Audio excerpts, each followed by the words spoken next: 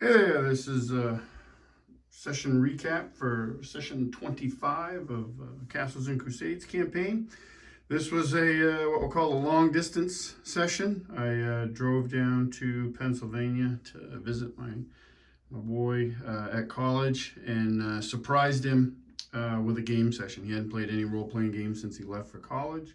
And we've been chatting, the whole time he's been gone about his character Lork and games, and I know he missed playing, and I miss playing with him. So I threw together a quick session at the last minute, packed up some stuff, and took it with me. So we got to play for a little bit, which was great.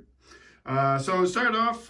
We in the last session that he played in, he was promoted to his character Lork was promoted to a as a patrol captain for the Wolves of Arden, which are a specialized group in the town that help protect the town and the surrounding area. So this session had him out leading a patrol through the Humwood Forest, the northern part of it. And as described, he was reaching, him and his patrol were reaching the northern edge of the forest. And they came across two young teen boys that were hunting rabbit, and they had collected a bunch and were headed back on this trail. And although he had never been there, he knew that he was probably he was in the vicinity of this village called Urt. And he didn't make contact with him. He just reported that back to the rest of his patrol and followed the trail. Even though he's a patrol captain, he still likes to take the lead, and he's the one out scouting instead of sending one of his men. Him and Fenris, his warg companion, animal companion, they're out ahead scouting. He did some cool stuff with like talking about how he is leading them, and I thought that was really good. But he still likes to do that part of it, so he does it. So they go to the village of, one of the things that came up that he added was that on his shield he has added a wolf's head sigil to it to represent, I think, his position in the Wolves of Arden. They also in this game we kind of defined like the ranking structure. Like as a patrol, all Wolves of Arden wear like these wolf skin cloaks, and as a captain, he had his is classed with silver. The head of the order is a guy named Regan Scrandon, and his clasp is gold. And all the other wolves, the regular wolves, theirs are like brass. The wolves are made up from mostly fighters and rangers. Like that's what they do. And probably all of them have at least, even if they're not rangers, they understand a little bit about some tracking, maybe nothing mechanical, but because they spend so much time doing it, they have a basic. And they'll never be as good as like a regular ranger, but there are rangers and fighters within their ranks. That's what make up most of their ranks. See what else he goes to the village, and when he enters the village, one of the first people he meets is this old woman named Berta. And Berta's got a stack of clothing that she's knitting, repairing, and he stops to talk to her. And she tells him that they've had some trouble there of late. One of their farms got raided, and so they talk about that for a bit. They're not sure what happened. The farmer was injured but not killed. And so he takes an interest in that as it befits his personality and his position as one of the wolves. They're eventually approached by an older man. His name is Fergus, and Fergus is the village elder of Urt. And he brings them into the village and discusses this problem in more depth. And we had a really good role play encounter with the old woman and Fergus. And when they brought in Fergus, they were welcomed into the village because the Wolves of Arden are known to the people of Earth. Earth's a tiny village, like there's maybe 100 to 150 people live there. They live in stone and wood huts with thatched roofing. There's a nearby stream that provides their water source, and they live through farming and hunting and fishing and such. So they had the farm that got hit. They lost a couple prize cows, so that's a big deal. Losing milk and meat is not good for these folks. But they come into the village proper, if there is such a thing, and they put a little feed on. They feed them, which we played up as this was a welcome meal after being out on the trail as the patrol had been for several days, overeating trail rations. So they eat a good meal. They start talking about, just in general what's been going on and what the Wolves have been up to, what's going on in Arden. Everybody's, interested in news. And they meet in this, and they start to gather a crowd. And they meet two people in that crowd. They meet, the names are going to escape me here for a second, but they end up being Brea, Barry's henchwoman, her grandparents, the ones that raised her. And once they find out that Lork is from Arden, they ask about if he's heard anything of her, because they haven't heard from her since she left the village, which isn't uncommon, but they miss their granddaughter and they worry about her. And Lork is like, yeah, I know her, and he starts to regale like all of her exploits, leaving out the two times that she was the first time very badly injured and almost killed, and then the time when she was actually killed. Although Lork wasn't part of that adventure, he does know about it because his friends told him about it later on. So that was a really great. I think we had a really great role play session with that. They broke bread with the villagers, and just him talking up Brea and like really just speaking well of her and giving that information to her family, and that was really cool. And it kind of ended with, after hearing all these exploits, he can see in her grandfather's on his face that he's very proud of his granddaughter, and his grandmother is very worried about her granddaughter. So that was really cool, and I'm in hopes when we can get Bryce back to the table with the others, especially Barry and Brea, that we can do some more stuff like that. Kind of connecting those dots would be really good. So with the meal ended, which goes into the night, Lork is quite the attraction at this meal. One, he's a half-orc, but the way he looks, the way he's adorned, like he has armor made of ancake. So there was one point where the crowd was gathered around him, and he felt somebody touching his side, and he looks down, and there's this like little kid, like just reaching up, patting like the ancake plate armor that's on his thigh, like just super curious about it. So he wears this black dragon scaled pauldron on one of his shoulders that he got from, he had made from the dragon he helped kill in a previous adventure. And so he kind of takes that off and lets the villagers like touch it, and it was really cool. Like it was just a lot of good little detail and for that whole encounter. The Fergus takes them to Belrin's farm, and they meet Deanna, who is a young girl. She's young, probably about Lork's age, actually. 16, 17 years old, but human. And she's tending her father. Her father's in bed. He's got a bandage wrapped around his head. And she's in the process of changing that when Fergus brings them in. And she's a little bit startled by their appearance, but Lork talks to her, tells them, they had to look into why, about the raid. And he actually goes further to actually help her with her father's bandages and all that. So he kind of builds a rapport there. He's doing pretty well with that. And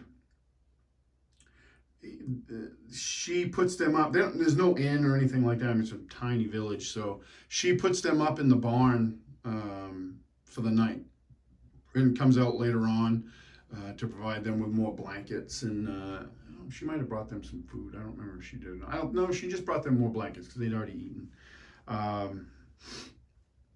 And they settle in for the night. They don't have any encounters. It's a quiet night.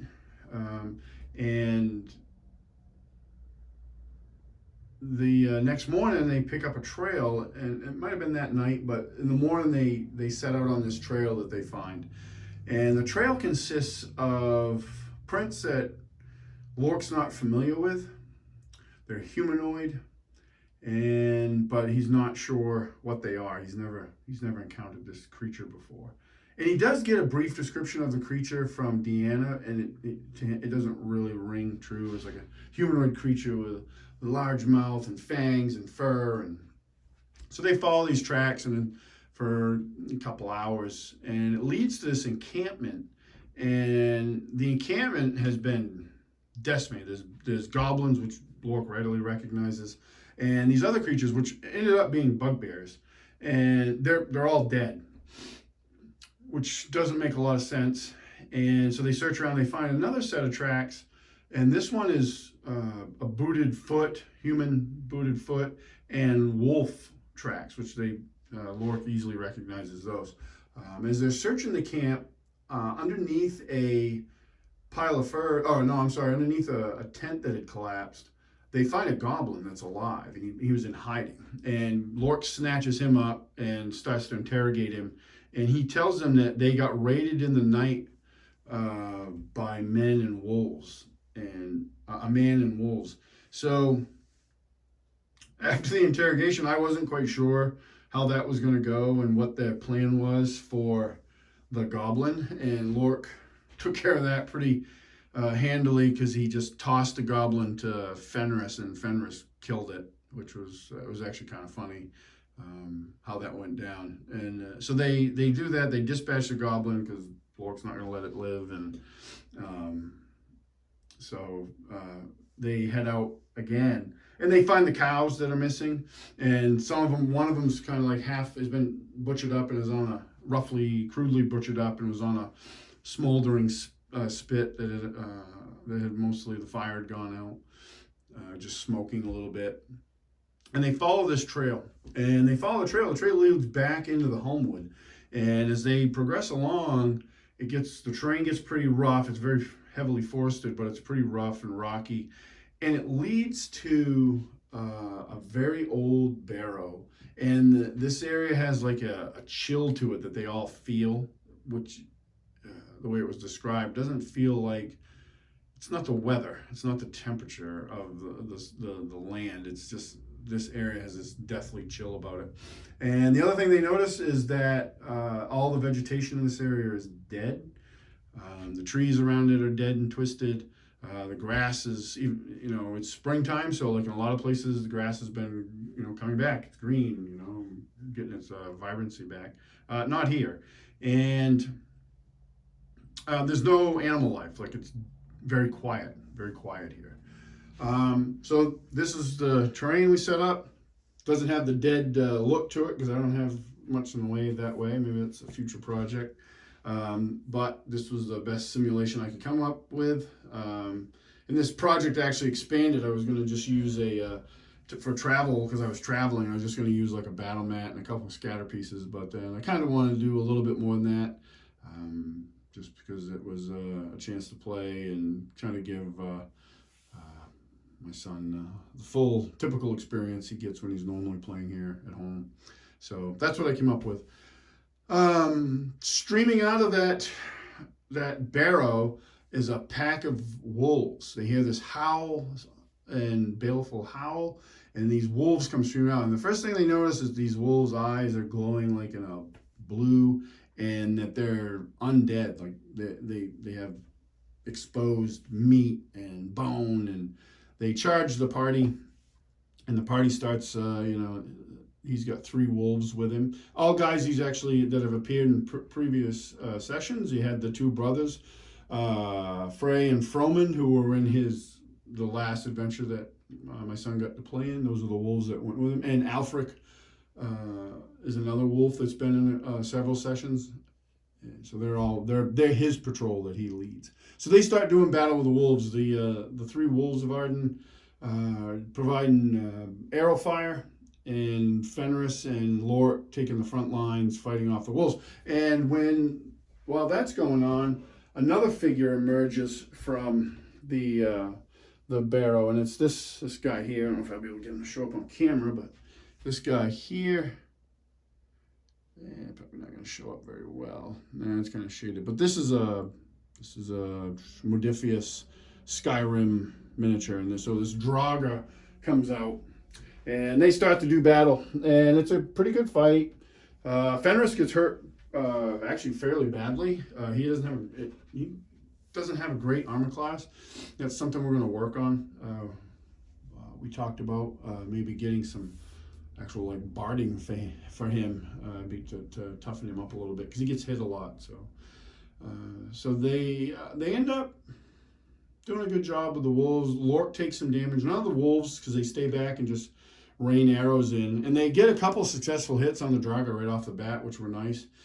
I beefed up its stats in Castles and Crusades. They have a Draga. It's a 4-hit dice undead with some special abilities, a few here, but I beefed it up just a little bit.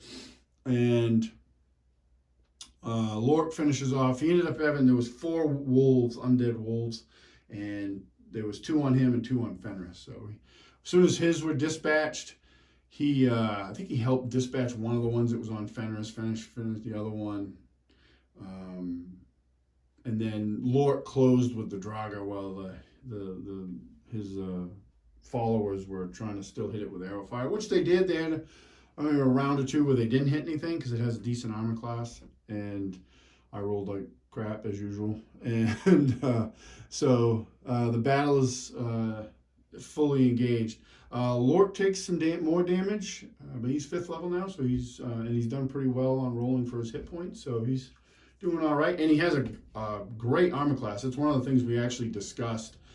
In the last session, he ended up getting gloves of dexterity, which boosted his dex, and that increased his armor class to the point where he has a really good armor class. So he, in this fight, didn't use his shield and opted more to use his bastard sword. He has a greater expert bastard sword, and he opted to use that two-handed so he would do more damage, and he definitely did more damage that way. He had some really good rolls. So he was fighting two-handed with his shield on his back. Still took some hits, but in the end they were victorious. And they searched that barrow, and they find some coin and some in true Skyrim's style in some big urns. But they also find a note, a letter, and it talks about that this person that they just fought, this Draga, at one time was a man named Halseth the Vile. And what happened is many years ago, when Fergus, the village elder, was a young man, this Halseth the Vile, he was this sadistic hunter that with his pack of hounds would hunt down men, women, and children, basically as sport. And he terrorized like villages like and other villages until these villages banded together, and a party of men hunted him down and killed him, and then they buried him they put him in this barrow and sealed him away. No idea why he of late is suddenly alive or undead. He's risen. No idea why, but and Lork learns this when he does go back to the village. We'll get to that later, to let them know that things have been settled. So this happens, and they return. They want to return to the village to let them know, hey, the problem's been taken care of. When they follow the trail back out, they clear the hamlet. It's nighttime, and they notice in the distance, like to the north west, they see light, like firelight in the distance, and Lork thinks that's a little bit odd because there's no villages or anything in that direction. So they move a little bit closer. They move closer to investigate, and they find in this gorge, this little gorge, a bugbear warband is camped there, and it's a much bigger warband than Lork and his fellow wolves can handle by themselves. And that they estimate that warband is probably 5 or 6 hours away from the village of Urt. So they return to Urt in all haste, meet with Fergus, inform them, hey, this is a real threat to the village, and we got to figure out what we're going to do. And they have a couple options. They can try to stand and fight, but the village, it doesn't have warriors. It has hunters. There's people that can hunt. So there's men that are good with bows and stuff, but they're not warriors. Like, they can go out and shoot a deer, but they're not. It's not, the odds are not good that they're going to withstand this warband if they stand and fight. So it's decided that Lork and his wolves are going to lead these villagers back to Arden to try to get them to safety. And Lork knows that there is a road that goes, kind of circumvents the edge of the Homewood, and goes all the way to Arden. It goes further north too, but they don't want to go further north, so they want to go to Arden. And he knows that from the village, it's about 2 days of travel on foot. So he's got to try to keep these villagers alive and ahead of this warband for 2 days. So we ended the session there. He did mention in that he did ask Fergus about Halseth the Vile, and in their haste of trying to get the villagers together and pack up just what they need. Very reminiscent of, like, in my mind, because I'm such a fan of the books and the movie, when in the Two Towers, when the people of Rohan fled to Helm's Deep, except they don't have any horses.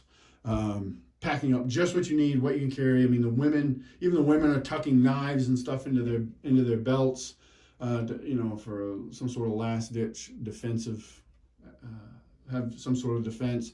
The men, the hunters, any able-bodied man is grabbing, like, their bow or like a wood axe or something. It's not, like I said, it's a kind of a desperate situation, because there's there's 4 real warriors in this group, and it's Lork and his fellow Wolves of Arden, and they're in a tough spot.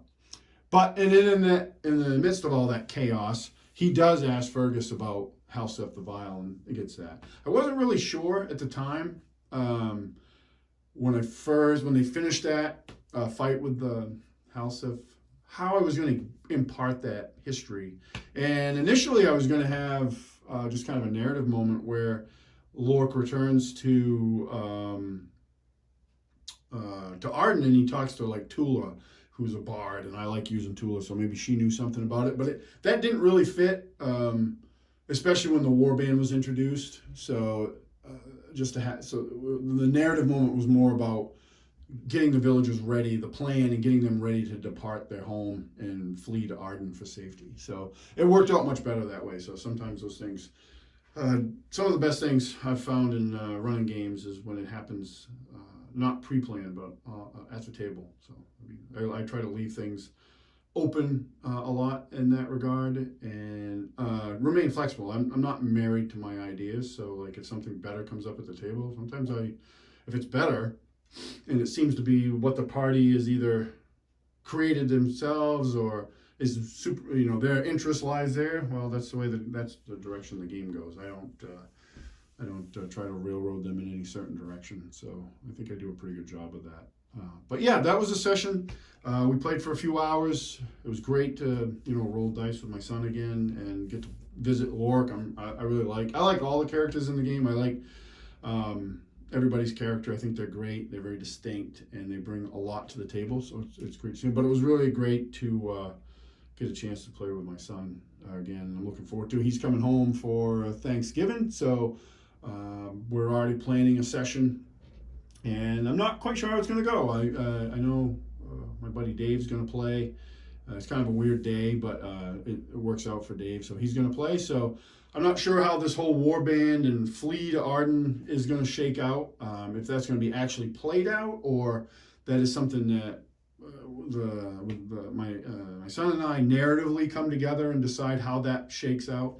I would like to, if I get the opportunity, I would really like to play out some part of it, but depending on circumstance and stuff, I'm not sure how that's going to happen, but I'm definitely putting some thought into it. So yeah, that was the thing. That was the session. That was number 25. And we're playing again. I'm running a session this Saturday, so that'll be session 26. That'll be for the group. Hopefully we get a few players. I got some ideas for that, but it's kind of dependent on who shows up in this regard, like on the grand scale of what I want to do. But yeah, so there should be some recaps coming for that. So again, I always appreciate guys that watch the channel, comment on the videos. If you got role-playing buddies and stuff, feel free to share this video. Any questions about terrain or all this stuff I made, like I bought the trees, and I've probably talked about this. I bought the trees, reflocked them because they needed it, and then the rest of it I just built. So this piece here, the entrance piece, that's probably one of my favorite things for my forest set that I built. I really just like how that, I don't know, I find myself sometimes probably weird. I'll look at that thing if it's out, like, and just on the table in a game. I just really happy with the way that came out. I want to build some more stuff like that. I have some base pieces ready. I mean, they look like just insulation foam on piece of MDF right now, but they don't look anywhere near that. But like I have them in mind to go along with that. I really like that piece. The barrow, the roof comes off that. That was made with Hearst Arts and molds and Hearst Art molds, 4-bot industry molds. They did all these crypt things. You can't see them real well, but they have like little skulls in them. And these rock molds are from stuff I've used in the past and talked about. Those are all woodland scenic rock molds, which are really realistic looking. And then just flocked and put on MDF. So yeah, that was a good piece. That worked out perfectly for what I needed. And yeah, so that's it. I appreciate it, and thanks for watching.